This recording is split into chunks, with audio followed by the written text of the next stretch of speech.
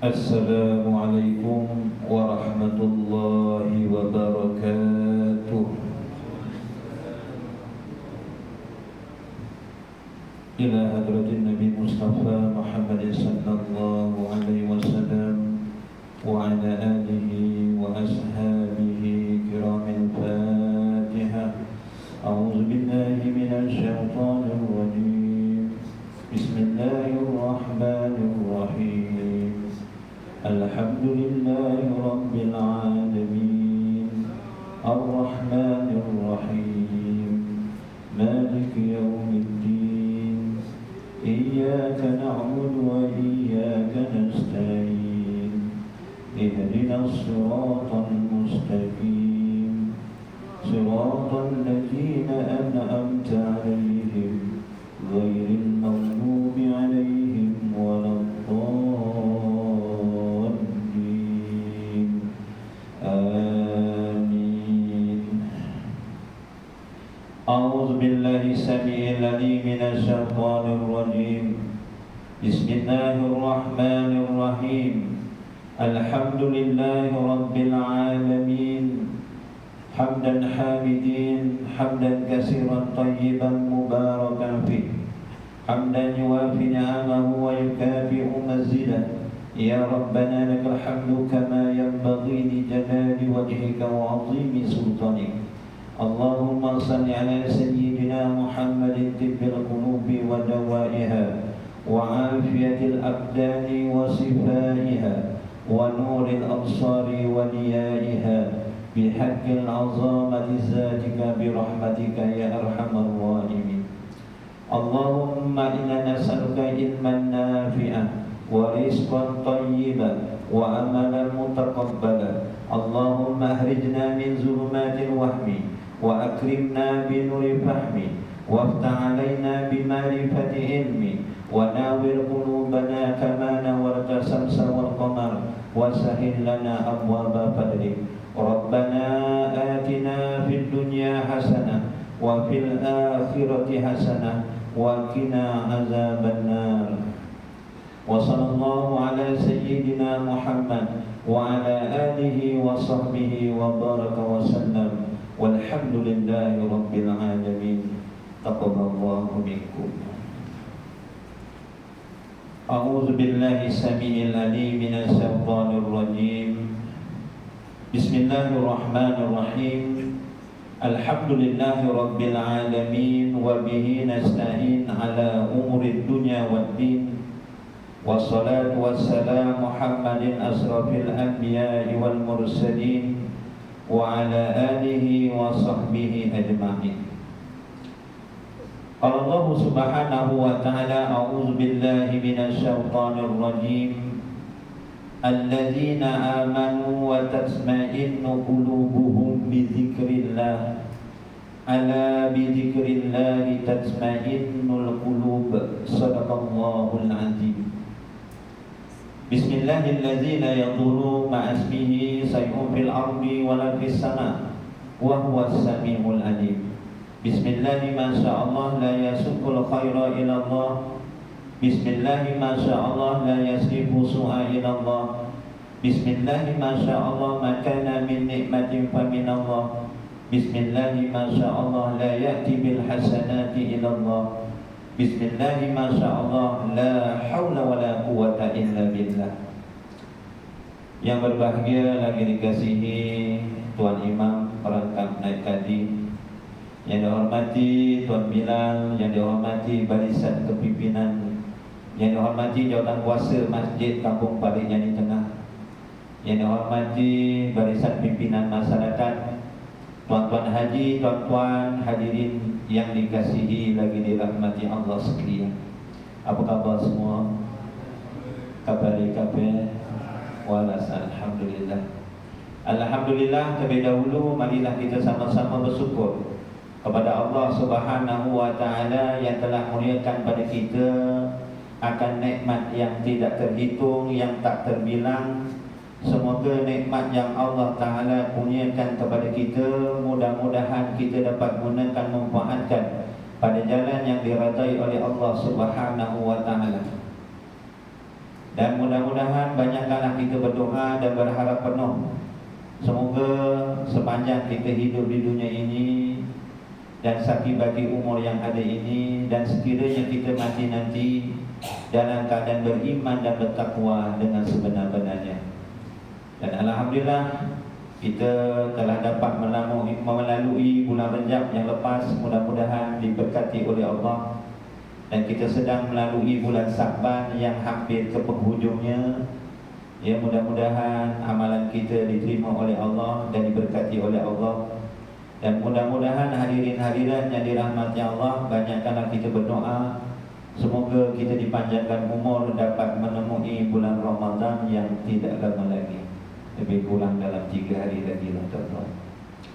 Hadirin hadirat yang dirahmati Allah, yang mana tuan-tuan dalam bulan Sa'ban ini tuan-tuan, walaupun di penghujungnya ada 3 berita yang 3 perkara yang Rasulullah diberi kegembiraan oleh Allah Subhanahu wa taala kepada Nabi Muhammad sallallahu alaihi wasallam.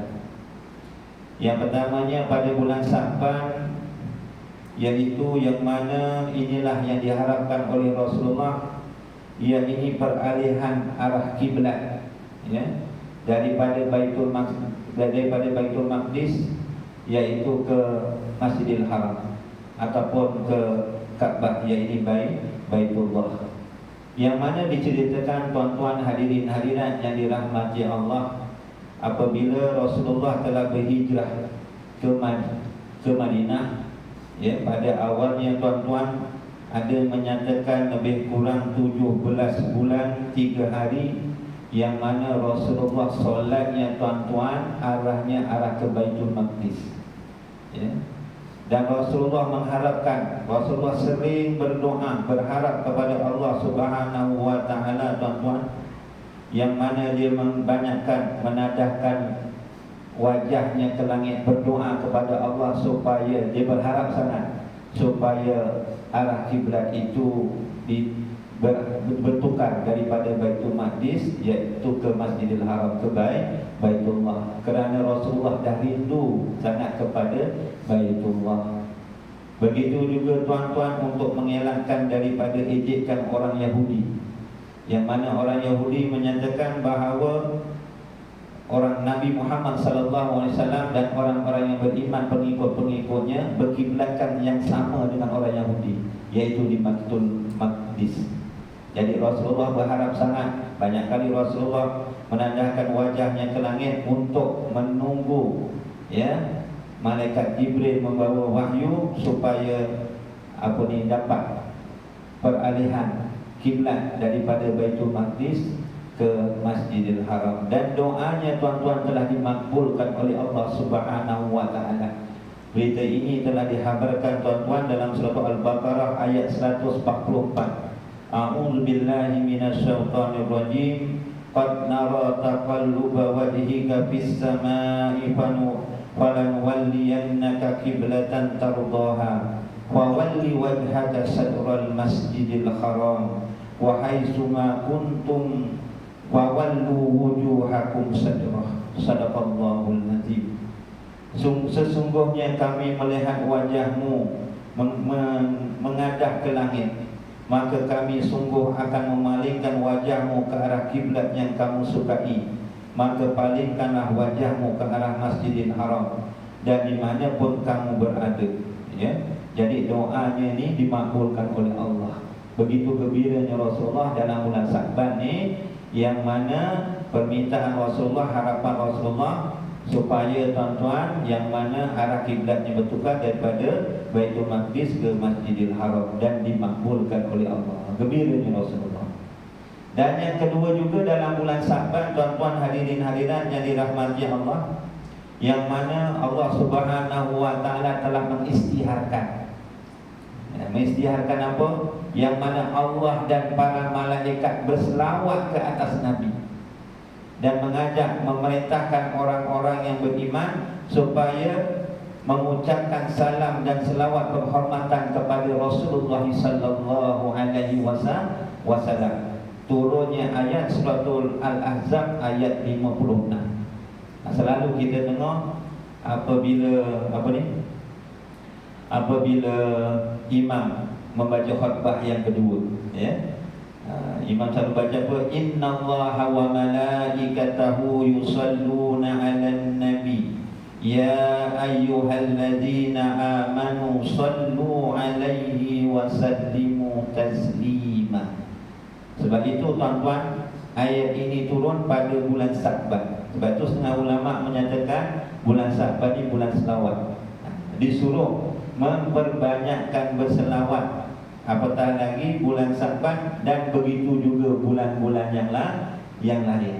Kerana dekat sini Rasulullah sungguh gembira sebab Allah Subhanahu wa taala mengisytiharkan sesungguhnya Allah dan para malaikatnya berselawat, ya, memberi segala penghormatan dan kebaikan kepada Nabi Muhammad sallallahu alaihi wasallam. Allah Ta'ala berselawat itu memberi rahmat kepada Rasulullah.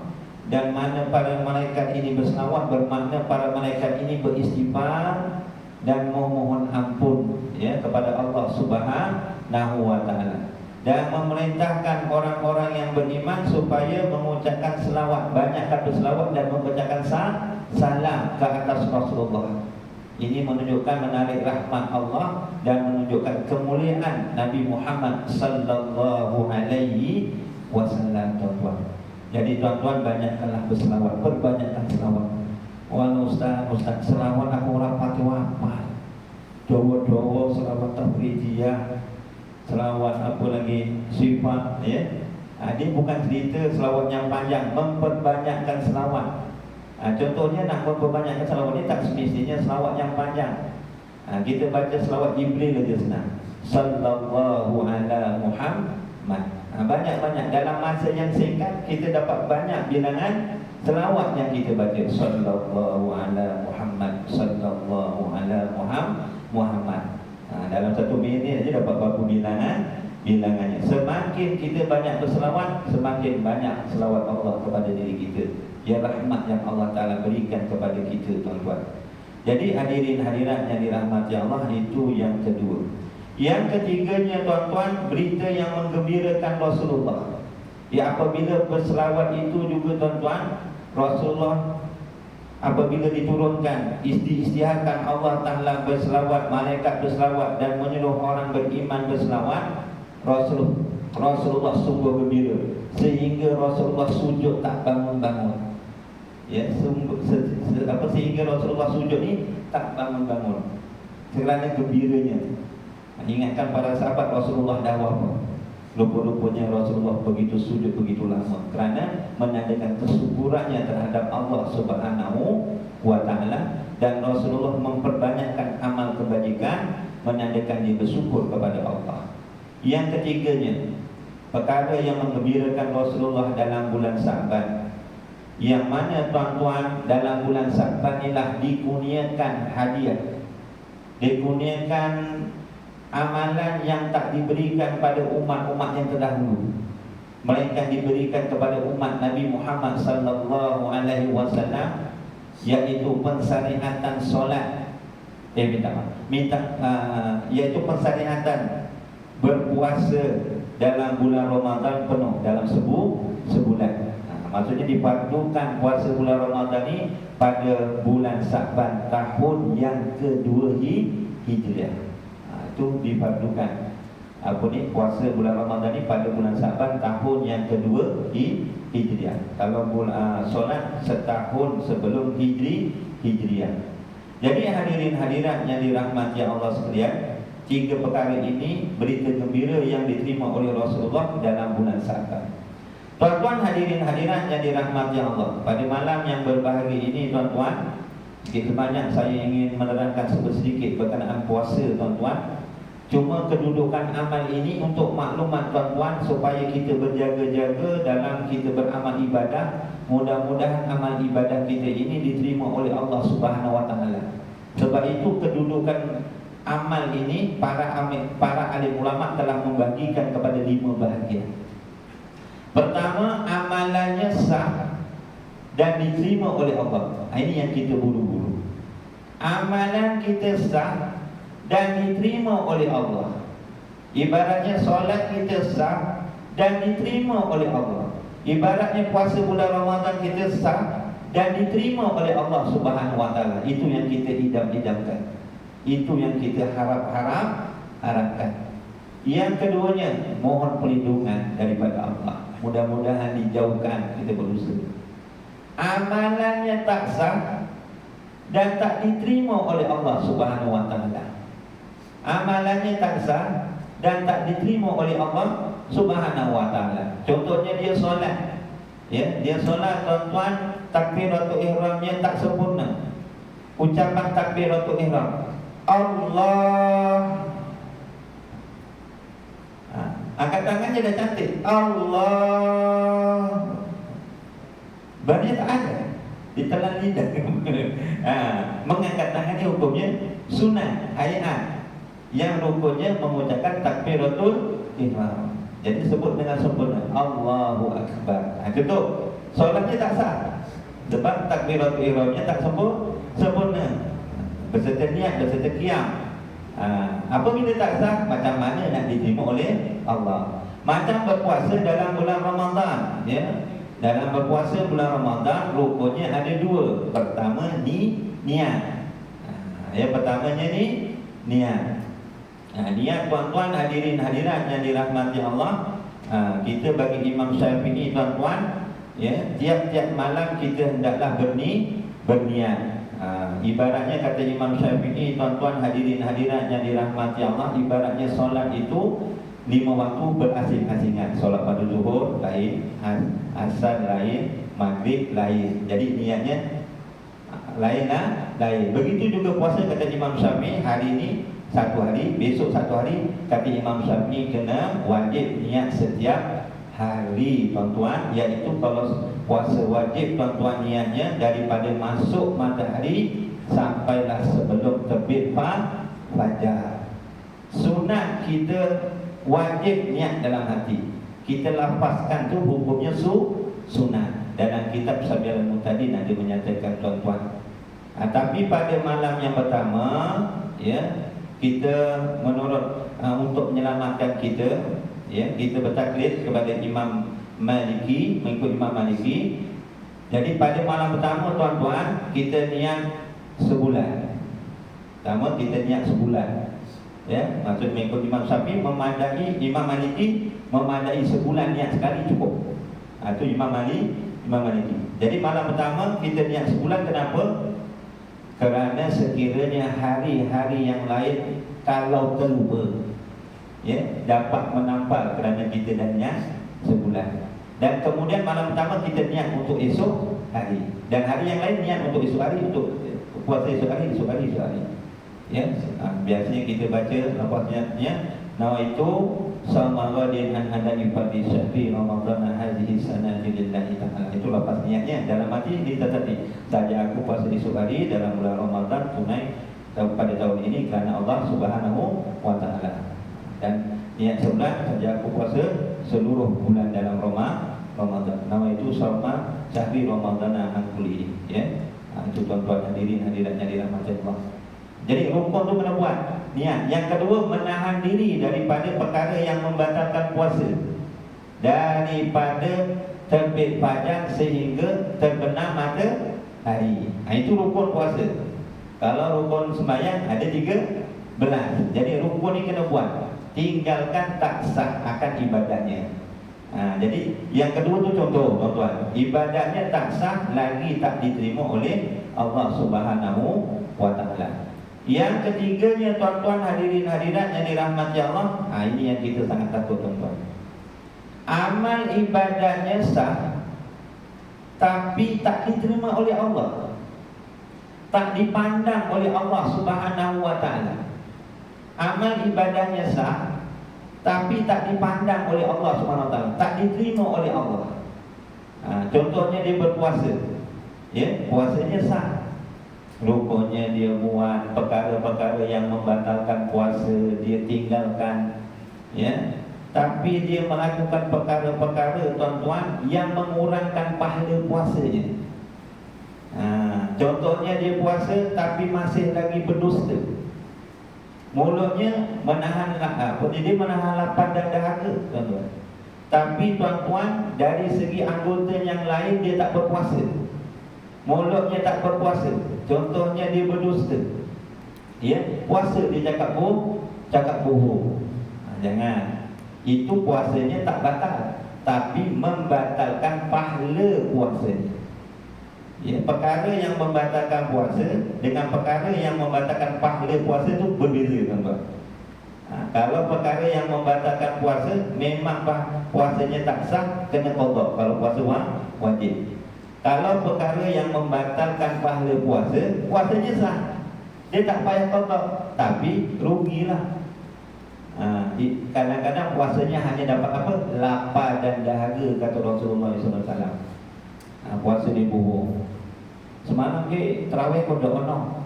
Aku orang pacopek nak awak sikit kena kau. Oh bohong. Rupa-rupanya dekat rumah tengok Astro. Oh tayangan apa-apa cerita lah. Dia puasa tapi dia bohong. Walau bagaimanapun ada bohong yang dibenarkan ada 3. Ya, bohong yang dibenarkan yang ada 3 dalam hadis Rasulullah SAW. Pertama, bohong ketika kita contohnya ditahan oleh musuh.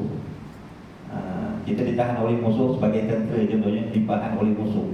Masa tu memanglah kena bohong. Janganlah cakap buruk. Mana camp kamu, takkan nak sebut. Apa rancangan kamu lepas ni, takkan kita nak sebut. Ketika itu dibenarkan bohong. Yang kedua, dibenarkan bohong ketika bila? Ketika kita mendamaikan orang yang bertelagak.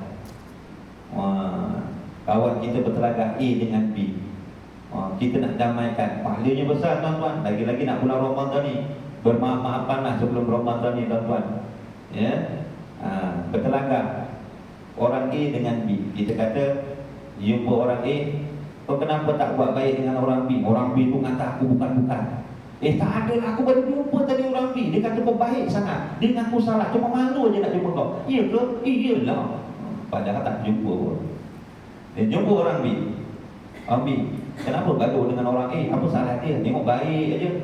Memang dia baik, aku yang sangka buruk dengan dia, cuma aku malu nak jumpa dia. Dia pun gitu, dia sangka baik, cuma malu juga nak jumpa kau. Iya ke? Besok saya jumpakan dua-dua ya, kamu dengan A. Iyalah. Itu bohong ketika itu nak mendamaikan orang, dibenarkan. Yang ketiga, kita bohong kepada isteri kita untuk menjaga hati isteri kita supaya hubungannya bertambah baik. Kita balik, tuan-tuan, balik masjid ni, tuan-tuan, ya, isteri kita buat kuih kodok. Bang, kuih kodok kau pergi bless. Kita buat bismillahirrahmanirrahim.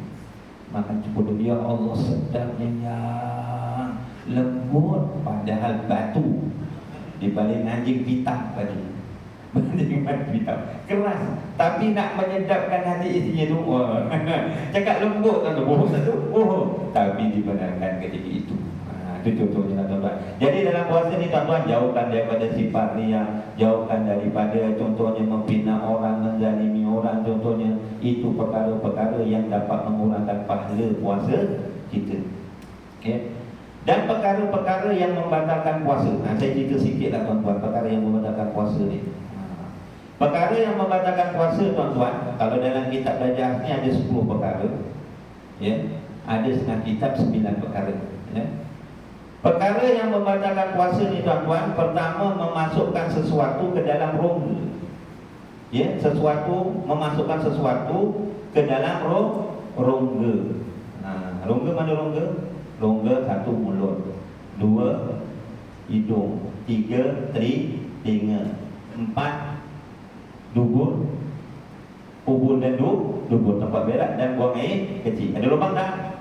Ada kan? Memasukkan sesuatu dalam rongga. Saya cerita dulu mulut contohnya. Mulut, rongga mulut. Ya. Apa yang masukkan sesuatu dalam rongga mulut batal atau tidak? Contohnya, tuan-tuan, ni cerita mudah lah, tapi saya rasa tuan-tuan tak buat lah perkara ni. Tengok aiskrim kanak-kanak, anak kita ada dalam peti aiskrim Malaysia tu, ada segini je, tuan-tuan. Tuan-tuan puasa, masukkan dalam mulut. Tak perkara tu, apa dia buat macam tu batal tak puasa dia, tuan-tuan? Masuk dalam mulut aiskrim, batal tak? Batal. Tuan-tuan hadirin hadirat, syaratnya sesuatu masuk dalam rongga mulut tu jadi batal kalau nelan. Kalau ditelan jadi batal. Tapi kalau masukkan aiskrim tak telan, batal tak? Tak batal. Tapi kalau ditelan, batal. Tapi perbuatan tu kenapa dibuat macam tu? Hukumnya makruh. Tak ada macam orang kerja masuk aiskrim dekat mulut. Tetapi tuan-tuan hadirin hadirat yang dirahmati Allah, sesuatu yang masuk dalam rongga mulut ni senang cerita kalau ditelan batal. Tapi kalau orang tanya, Ustaz, kalau telan air liur batal ke tak? Oh, air liur pula telan Ustaz Amali, batal lah? Jangan Kalau air liur kita telan tuan-tuan, ada 3 syaratnya tuan-tuan. Kalau air liur jadi batal. Air liur yang tak batal macam mana yang kita telan? Pertama, air liur kita sendiri. Air liur kita sendiri tak batal. Tapi kalau air liur orang lain, batal. Macam mana boleh air liur orang lain boleh masuk dalam mulut kita? Janganlah tuan-tuan fikir air liur isi kita dimasukkan dalam cawan, takkanlah kita cawan kita minum. Itu macam tak logik sangat. Contohnya apa? Kalau suaminya genit. Genit ni genit dia boleh macam manja itulah. Puasa dicium, batal tak puasa cium? Kalau dapat mengawal indahnya, dapat menahan nafsu daripada keluar mani, batal tak dia? Tak batal. Tapi kalau ciumnya tu sampai bertukar air liur dia, cium air liurnya masuk dekat mulut suami, ditelan, batal. Batal kalau macam tu. Yang keduanya air liur sendiri yang tak batal. Yang kedua tuan-tuan masih dalam ruang mulut dia, dalam mulut. Tapi kalau dah dikeluarkan, contohnya pagi-pagi keluarkan dekat cawan, kumpul nanti lepas zuhur diminum, walaupun air liur dia dah keluar daripada mulut, batal. Tapi ada kelompoknya tu tak ada. Kalau ada pelik juga sebenarnya. Yang ketiganya tuan-tuan hadirin hadirat, yang ketiganya ludahnya tu masih asli. Ludahnya tu masih asli, tak campur dengan ada kopinya sikit ke, ataupun ada bekas-bekas aiskrim ke sikit ke, tak boleh. Mesti ludah yang asli. 3 perkara tu tuan-tuan. Jadi hadirin hadirat yang dirahmati Allah sekalian, jadi kalau lubang tu rongga mulut, syaratnya jangan ditelan, Tapi kalau sekiranya contohnya ambil wudu, kita berkumur, ambil wudu, kita berkumur, boleh ke tidak? Boleh ke tidak? Ataupun intisab, kita menyedut air dalam hidung, boleh ke tidak? Batal ke tidak? Tak batal, malah sunnah. Hukumnya sunnah. Buat dapat pahala, tinggalkan rugi. Tapi jangan ditelan sambil ngomong, batal. Tapi kalau contohnya kita dah buang balik, terasa sejuk-sejuk sikit, itu tidak mengapa, itu tidak batal. Tapi contohnya berlaku, contohnya kita tengah bergumul ambil wudu, tiba-tiba ada beledek, terpelanjak, tertelan, batal ke tidak? Rezeki, tak batal. Tapi kalau tuan-tuan hadirin hadirat, aiskrim yang kita masukkan dalam mulut, tiba-tiba tak macam mana, kita tak telan, tiba-tiba ada kucing nyokok sikit, ataupun terpijak ekor kucing, kita pun kaget, tertelan aiskrim tersebut. Contoh, tak dia bukan tapi tak usah tuan-tuan. Batal. Kerana apa? Perbuatan tu makruh, tak ada perlu dia kemamai sikit tu nak buat apa? Tak ada keperluannya. Jadi batal tuan-tuan. Okey. Yang kedua, lubang hidung. Lubang hidung ni tuan-tuan, korek hidung macam ni batal ke tak? Contohlah, korek hidung batal tidak? Tidak batal tuan-tuan. Had yang zahir tak batal. Selagi aparat jari tidak. Ada orang sampai paras otak sini tuan-tuan. Kalau masuk ni sampai apa ni, tulang kerasnya, ataupun sampai ke tahap sampai ke otak, itu yang barunya batal. Kalau ibaratnya masuk air itu dia macam rasa panas itu. Cakap korek guna apa ni? Guna kelingking ni tak batal tuan-tuan. Ya, begitu juga tuan-tuan, sebab tu jari ni Allah Taala jadikan semuanya ada kelebihan masing-masing. Jari kelingking dia ada guna pengorek. Telinga pun sama jugalah. Telinga kita korek ni gini tak batal. Ya, tapi ada keperluannya lah. Jangan saja korek. Hobi korek telinga. Bulan puasa korek telinga makruh lah tuan-tuan. Tapi kalau masuk pakai apa pengorek telinga tu, tu jadi batal. Setakat jari ni tidak batal. Swab pun tidak batal. Ya, swab test swab test pun tak batal. Itu pun dah dirujuk pada fatwa mufti pun ada dicerahkan tuan-tuan. Tapi contohnya itu minta maaf.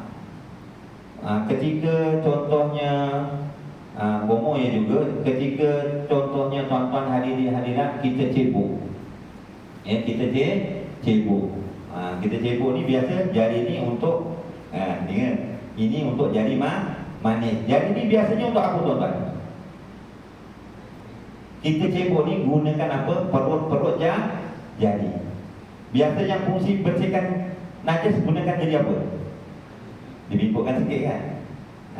Kalau kita bagi perempuan ke laki ke, kita gunakan perut jari, kita gosok macam mana pun tak batal. Tapi kalau dimasukkan ini ya, dekat lubang tu dimasukkan itu batal. Jadi gunakan perut jari. Perut jari tidak batal, tapi jangan dimasukkan itu ya.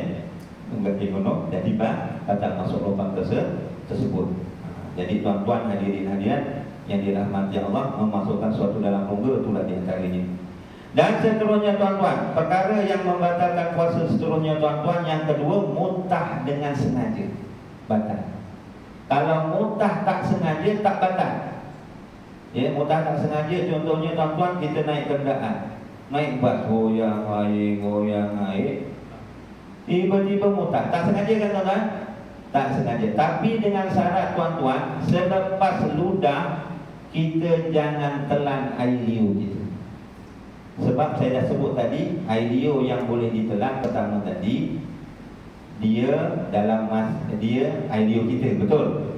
Yang kedua masih dalam mulut, belum keluar. Yang ketiga air liur yang asli, belum bercampur dengan sesuatu. Apabila kita contohnya tadi muntah tak sengaja, tak batal kan? Contoh naik kenderaan ataupun tak macam mana tadi, makan apa daun ubi sahur kok mabuk contoh ni kan, ya, muntah contohnya tuan-tuan hadirin yang dirahmati Allah. Jangan dah lepas muntah tu jangan telan air liurnya dulu, kerana air liur kita itu bercampur dengan najis yang muntah tadi tu. Maka bagaimana? Jadi kita nak sucikan tak boleh dengan air liur, kena sucikan dengan apa? Menggunakan air. Kita komo dulu. Dah komo bersih, barulah kita boleh telan air liur tersebut. Faham maksud saya tu? Faham tak? Jadi kalau air liur tadi ni lepas muntah memang dia tak sengaja, ya, jadi tak batal. Tapi air liurnya nanti dah campur dengan benda-benda yang najis muntah tadi tu, ditelan tanpa disucikan dulu mulutnya, itu takut nanti jadi batal. Jadi ingat tuan-tuan. Dan seterusnya tuan-tuan hadirin hadirat yang dirahmati Allah, yaitu yang ketiganya bersetubuh. Ya, bersetubuh. Sama ada keluar air mani ataupun tidak. Sama ada kejap ataupun lama. Cukup. Asal masuk batal. Ataupun yang perempuan masuk sikit saja, takut kepala. Minta maaf ya. Ini bukan guna. Takut kepala masuk batal. Ya. Subuh kuah air mani ke tak kuah air mani pun batal. Tapi kalau bulan puasa tuan-tuan, ingat lagi-lagi pengantin baru dah pernah nikahkan adik-adik. Ya. Pengantin baru ya, sebelum puasa pengantin baru, kena jaga-jaga tu.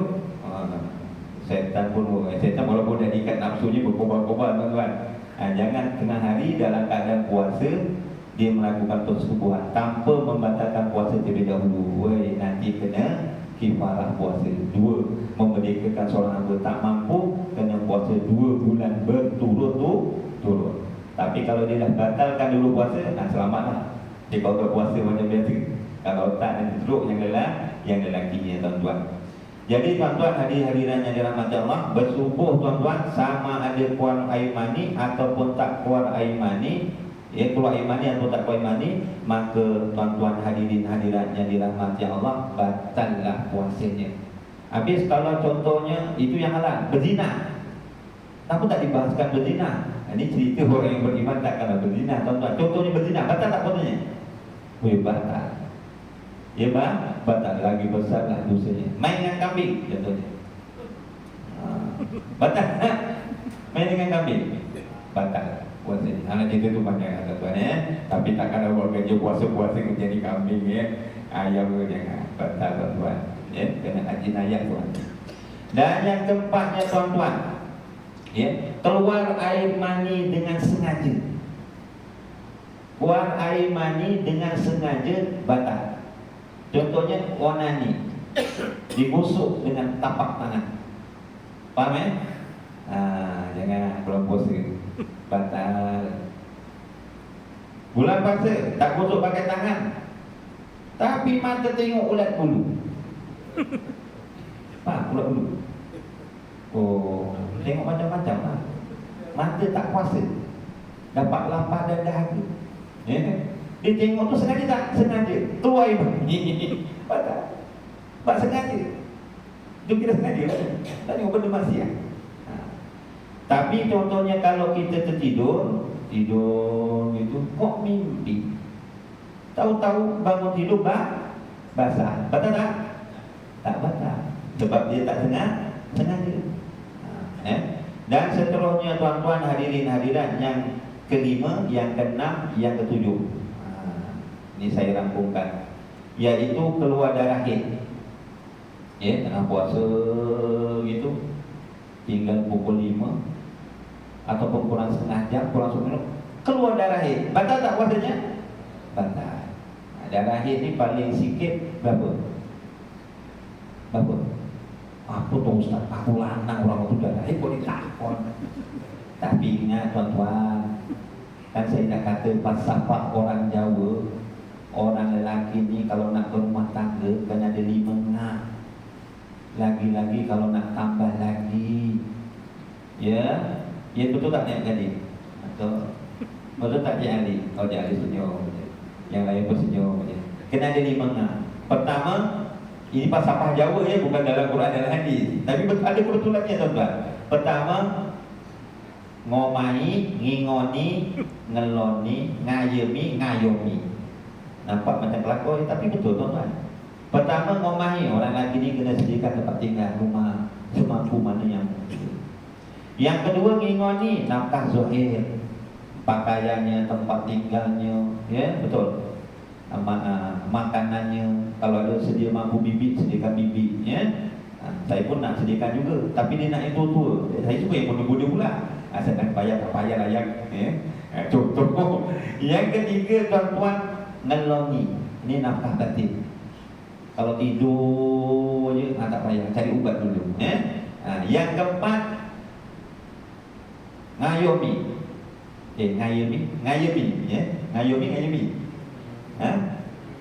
Ngayomi. Ngayomi ni maksudnya beri kedamaian. Yang kelima, ngayomi dulu. Ngayomi beri kedamaian. Ngayomi ni beri pendidikan. Beri pendidikan, ajarkan isteri kita terutamanya ilmu-ilmu fardu ain. Begitu juga fardu kifayah. Besok kalau dia tak betul, nanti nuntut kepada kita. Bang, macam mana nak mandi wajib bang ya? Mandi junub macam mana ya? Pula abang bin sekolah pun dah jam 4. Tapi kan tekan dah sekolah aku. Jangan tuan-tuan. Kalau kita tak mampu nak ngajar dia, benarkan isi, kita pergi belajar. Haid ni paling sikit darahnya 1 hari 1 malam. Betul? Biasa 7 hari 7 malam. Paling banyak 15 hari 15 malam. Lebih daripada itu penyakit darah istihadah. Yang kedua tuan-tuan, nipas. Keluar darah nipas. Lepas bersalin keluar darah nipas. Paling sikit 1 lazar. 1 lazar. Biasa 40 hari 40 malam. Paling banyak 60 hari 60 malam. Betul? Orang mengandung paling sekejap berapa bulan? 6 bulan. Biasa 9 bulan 10 hari. Paling lama orang mengandung berapa? Paling lama orang mengandung berapa? 4 tahun. Dalam kitab Matalul Badrain ada. Kan ada imam-imam pasal Imam Syafi'i, Imam Syafi'i pun lama dalam kandungan ibunya. Ada baca sejarahnya, ya. Dan seterusnya yang membatalkan, contohnya dah pukul 5 puasa, tiba-tiba melahirkan anak, batal tak? Batal. Ataupun tuan-tuan hadirin hadirat yang dirahmati Allah, dia bukan melahirkan anak, dia melahirkan bakal bayi. Bakal bayi itu bakal bayi gugur. Ya, gugur di puasa, batal puasanya. Dan seterusnya tuan-tuan hadirin hadirat yang dirahmati Allah, yaitu melahirkan anak tadi lahir, nifas, melahirkan anak itu membatalkan puasa. Dan dia kena qada apabila dah habis bulan Ramadan ni, ya. Dan seterusnya tuan-tuan hadirin hadirat yang dirahmati Allah, yang ke-8 tadi 5, 6, 7 nifas biladah. Yang ke-8 hilang akal. Hilang akal ni dengan ada 3 keadaan. Pertama, hilang akal gila, walaupun sebentar gila. Dan boleh dah sekejap, dia sambung sikit. Dan macam ada 1 minit lagi. Ada dulu. Ada ni? Dah ada dulu. Siap kalau tak ada nanti sikit.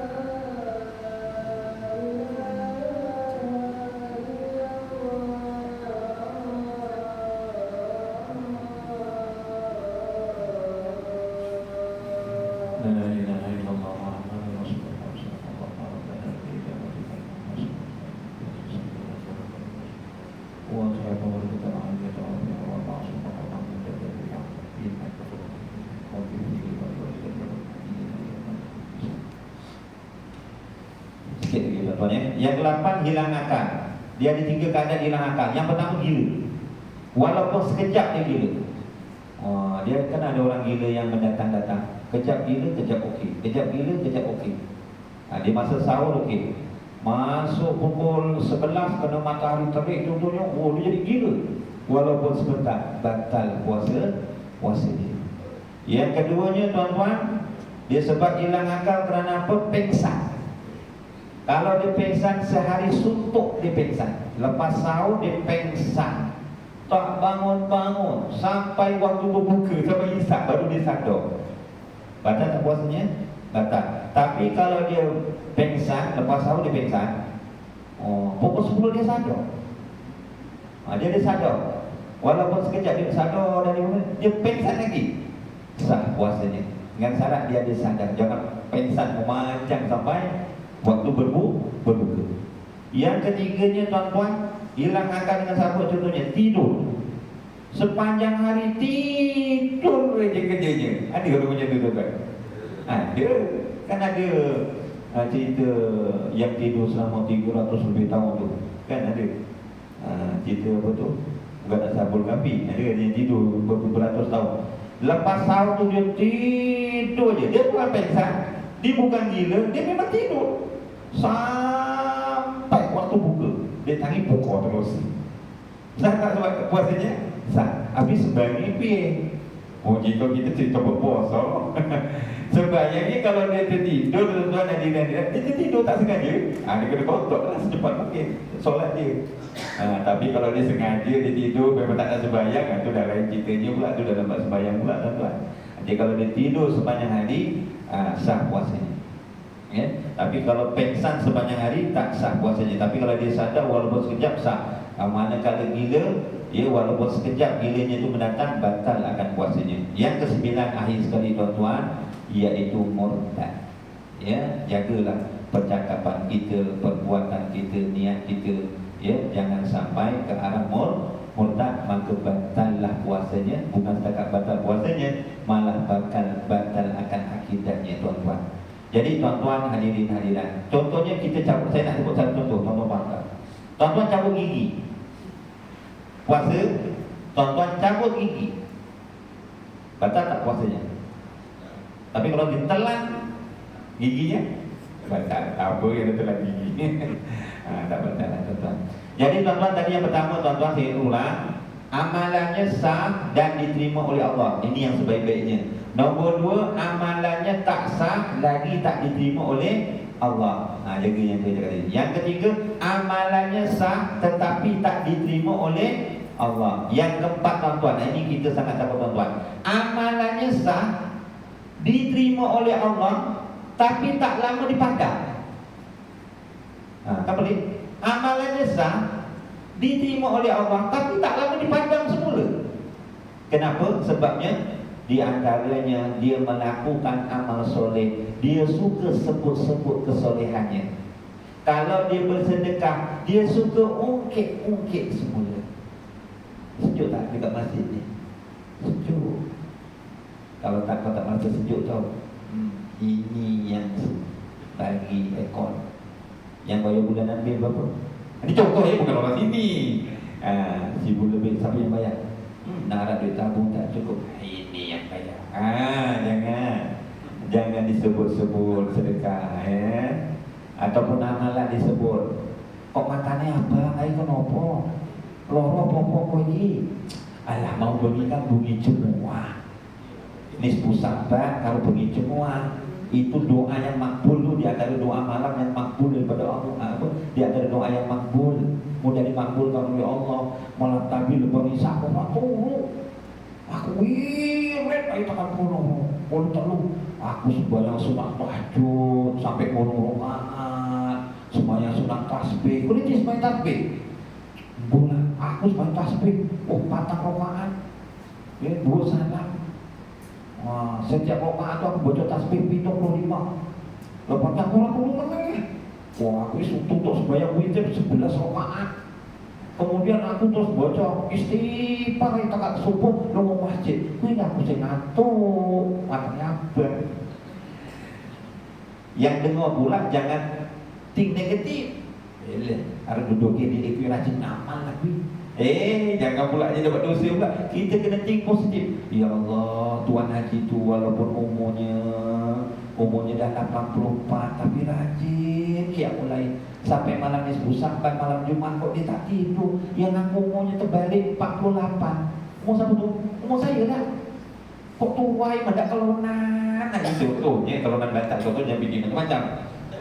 Aku tak boleh macam dia macam tu tak pun, jangan cakap buruk. Tapi orang yang ceritakan tadi tu janganlah macam tu. Takut nanti timbul iri. Ya, amalan kita ni belum tahu tuan-tuan sama ada diterima oleh Allah ataupun tidak. Tapi kita kena berharap penuh. Dan yang akhir sekali tuan-tuan, tadi amalannya sah, diterima oleh Allah, kemudian dipandang. Yang nombor 5 pula ni pun kita minta perlindungan daripada Allah. Amalannya sah. Macam puasa tadi ya rukunnya dijaga, perkara yang batalkan puasa ya dijaga, perkara yang makruh ya ditinggalkan, perkara yang sunat ya dibuat. Sembahyang tarawihnya yang orang pernah tinggal, orang buat 8 dia buat gig 20. Betul. Orang balik mencing dia pun baca Quran, bertadarus. Bagus tak? Bagus. Tapi amalannya sah, diterima oleh Allah, dapat pahala, tapi pahalanya kau diambil orang lain. Diambil istrinya, diambil anaknya, diambil tonggone, diambil kawan jemaahnya. Kau ni diambil semua orang ni kenapa? Paling kita diambil orang. Kerana dalam masa hidupnya tuan-tuan, dia tidak menjaga hubungannya sesama manusia. Contohnya dalam masa hidupnya dia suka memfitnah orang, menghina orang. Dalam masa hidupnya tuan-tuan makan harta orang, sawit mahal, kebunnya sepadan dengan kawannya. Jiran kebunnya pula duduk dekat mana? Dekat Pemda, tapi ada sawitnya tak dijaga. Wah, sayangnya membazir. Dia punya batu pancang kebunnya dipindahkan 2 gang contohnya. Wah. Besok dekat akhirat dibayar dengan berapa sawit ke? Bayar dengan duit ke? Bayar dengan apa? Bayar dengan pahala. Itu baru satu, belum yang lain lagi.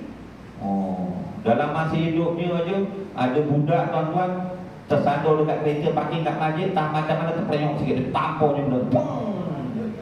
Budak tu besok tuntut, dia tak sengaja. Habis sikit tuan-tuan. Yang terang. Besok takut kita tuan-tuan, pahala kita tak cukup, dosa orang pula kita ambil. Itu yang jadi muflis. Jadi tuan-tuan, hadirin-hadirat yang dirahmati Allah, saya rasa setakat itu saja.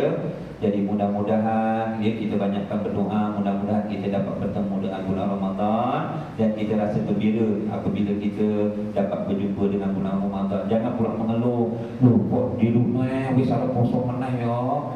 Yuk kita ngetek tenang-tenang yuk, suruh yang puasa. Nanti macam tu bulan tuan-tuan. Kita patutnya kena gembira apabila bertemu bulan Ramadan, memanfaatkan sebaik-baiknya. Kerana kita tak tahu umur kita ni sampai bulan Ramadan ataupun tidak, insya-Allah. A'udzubillahi minasyaitonirrajim. Bismillahirrahmanirrahim. Alhamdulillahirabbil alamin. Wassalatu wassalamu Muhammadin asrofil anbiya'i wal mursalin wa ala alihi washabbihi ajma'in. Allahumma arinal haqqa haqqan warzuqna ittiba'ah wa arinal batila batila warzuqna tinabah. Allahumma ati Muhammadan wasilah waj'al fil mustafina mahabbatan wa fil alamin darajatan wa fil muqarrabina sarra. Rabbana atina fid dunya hasanah wa fil akhirati hasanah wa qina azabannar. Wa sallallahu ala sayyidina Muhammad wa ala alihi wa sahbihi wa baraka wa sallam. Walhamdulillahi rabbil alamin. Subhanakallahumma wa bihamdika asyhadu an la ilaha illa anta wa astaghfiruka wa atubu ilaik. Bismillahirrahmanirrahim. Wal 'asri innal insana lafi khusr illa alladziina aamanu wa 'amilus shalihaati wa tawassaw bil haqqi wa tawassaw bis sabr. Sadaqallahul adzim. Ini saya sudahi dengan wabillahi taufiq wal hidayah. Wassalamualaikum warahmatullahi wabarakatuh.